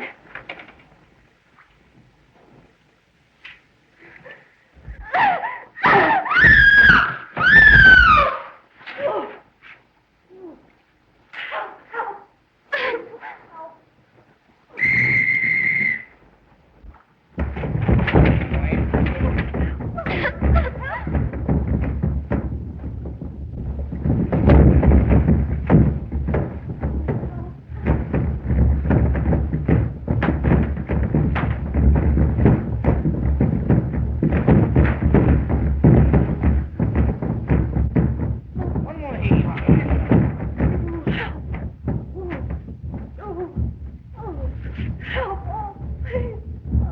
Help! Help me! Oh, help! Oh, help! Oh, I can't stand it! Oh! Oh! Oh! Help me! Help! Oh! Quick, Eddie! Steady. Oh! Easy. Easy. Hold it.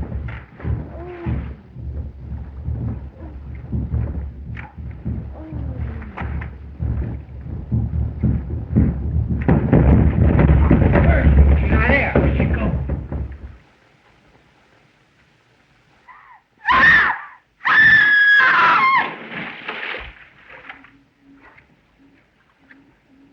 Let's get downstairs quick.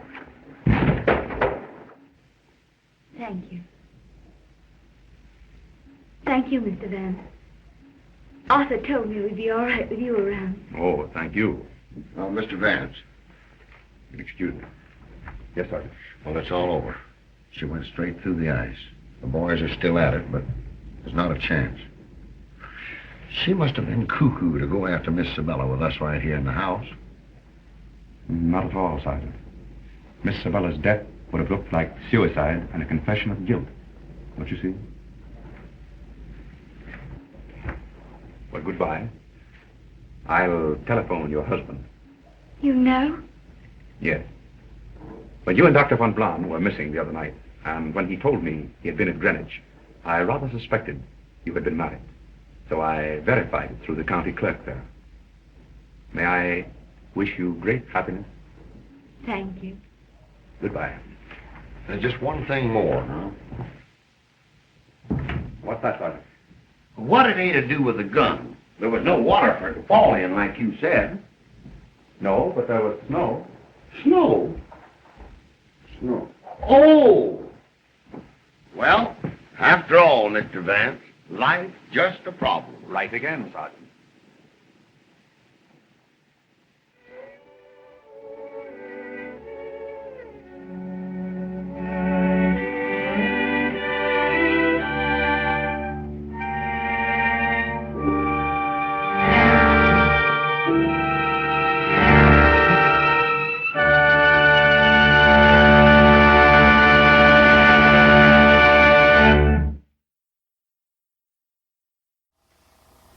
Well, that's our show for tonight. We hope you liked it. We'll see you next time, and until then, remember, fly right. So are you sure you don't know who his mother is? No, not really. Well, you know, for all I know, you're his mother. Oh, me? Well, yeah, because, you know, I have, like, those wolf genes inside me, you know? Are you sure you're not his mother? Don't you think I would know? Unless you were trying to hide it. Why would I try to hide it? Well, I don't know. There was that werewolf hanging out here for a while. Duh. Are you sure? Yeah. See, that's what you do when they accuse you of something. You deflect. You turn it back on them. Yeah? Oh, and he only came around under full moons. Ta-da! It's okay. I know. I know. Yes, I do. I know.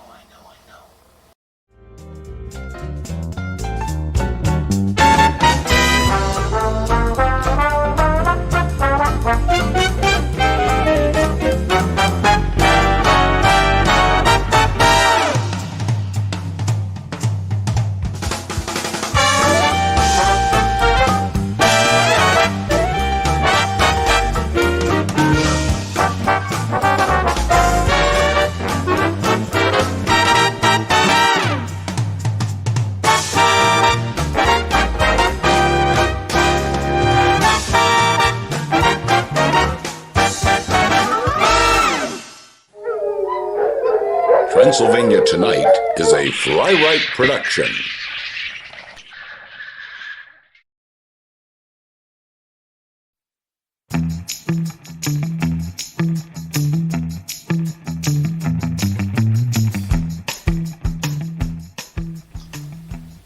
Hey, Jack Torrance here. manager of the beautiful Overlook Hotel. You know, I've been here since 1980. I worked my way up from the boiler room to the ballroom. And I just love it here. I'm never gonna leave. You know, we heard from some ladies out there that they were very offended with one of our recent specials. That was the ball and chain special for the guys to get rid of their balls and chains so they could keep their balls. You know what I mean? So the ladies were upset that they weren't getting anything. So we've decided to have a ladies special. Ladies, do you have a pesky husband that you just can't stand to be in the same room with anymore? And maybe at the same time, you have a guy on the sly that you'd like to get rid of too, because he's starting to get under your skin. Well, book him in here to the beautiful Overlook Hotel, where we're currently running a 2-for-1 ladies special. And we'll always make it look like an accident, so nobody will suspect a thing. We'll get rid of that husband and boyfriend for you faster than you can say Jack Sprat. And ladies, let's say you only have the husband. You don't have a guy on the sly. Well, we can extend that to a domineering mother-in-law too. You want to teach that mouthy, nosy old bat a lesson? Bring her along as the second half of your 2-for-1 special. We usually make it look like they've choked on a bagel at the buffet for the free continental breakfast. Because remember, there's always a free continental breakfast. So bring them on down to the Overlook, and we'll turn the lights out for you.